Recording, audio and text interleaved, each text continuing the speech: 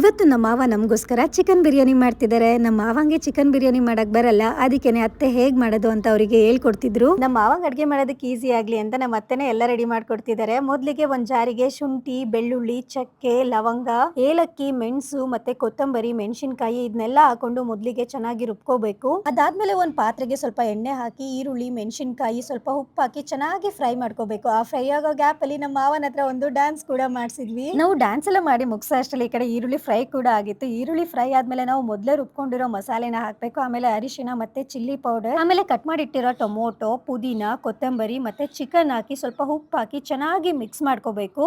ಮಸಾಲೆ ಎಲ್ಲ ಚೆನ್ನಾಗಿ ಬೆಂದಾದ್ಮೇಲೆ ತೊಳೆದಿರೋ ಅಕ್ಕಿನ ಹಾಕಿ ಒಂದು ದಮ್ ಕಟ್ಟಿದ್ರೆ ಬಿರಿಯಾನಿ ರೆಡಿ ಆಗುತ್ತೆ. ಬಿಸಿ ಬಿಸಿಯಾಗಿ ಇದ್ದಾಗಲೇ ತಿನ್ನಿ, ಸಖತ್ತಾಗಿರುತ್ತೆ.